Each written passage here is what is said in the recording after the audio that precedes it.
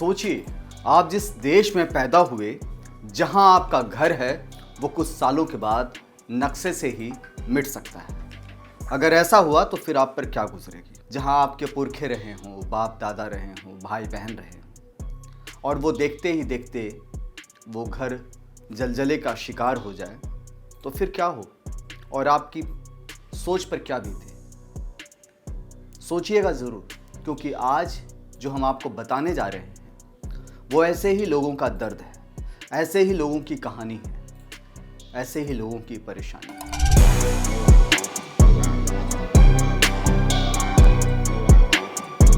प्रशांत महासागर का छोटा सा द्वीपीय देश तुवालू इसी भयावह सच्चाई से जूझ रहा है। एक ऐसी खौफनाक सच्चाई जो कभी भी जिंदगी को जहन्नुम बना दे।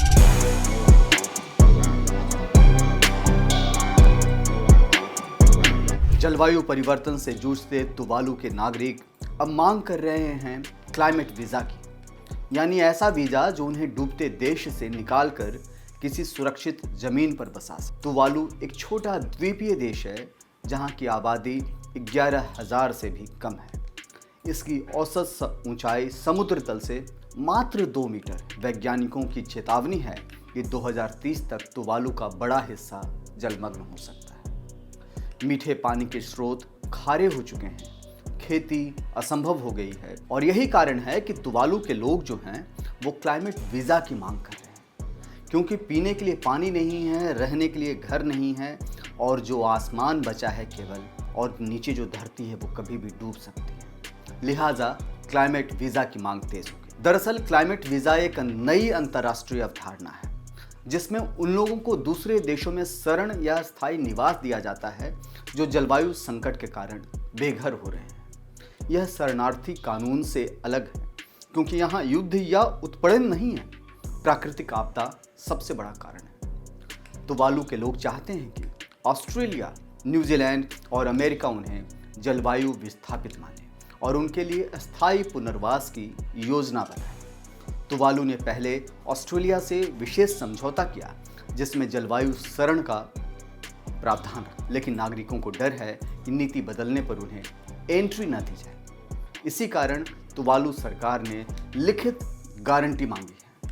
तुवालू सरकार ने ऑस्ट्रेलिया को लिखा है कि जलवायु संकट के चलते भागने वाले तुवालू नागरिकों को ऑस्ट्रेलिया और अमेरिका शरण देंगे। तुवालू के राष्ट्रपति ने संयुक्त राष्ट्र और अमेरिकी राष्ट्रपति से व्यक्तिगत तौर पर आग्रह किया है, हमें अंतर्राष्ट्रीय कानून से पहले मानवीय सहयोग की जरूरत है।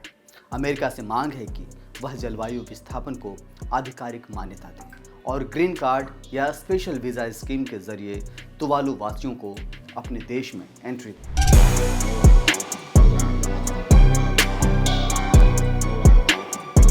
मौजूदा अंतर्राष्ट्रीय कानून में जलवायु विस्थापन का कोई ठोस प्रावधान नहीं है।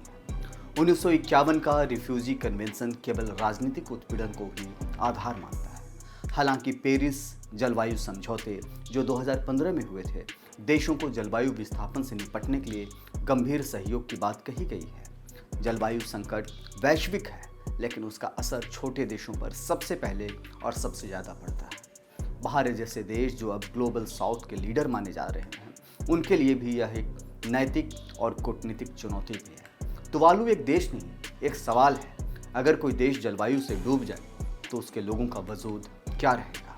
क्लाइमेट वीज़ा आज एक मांग है, कल शायद मानवता की ज़रूरत बन जाए।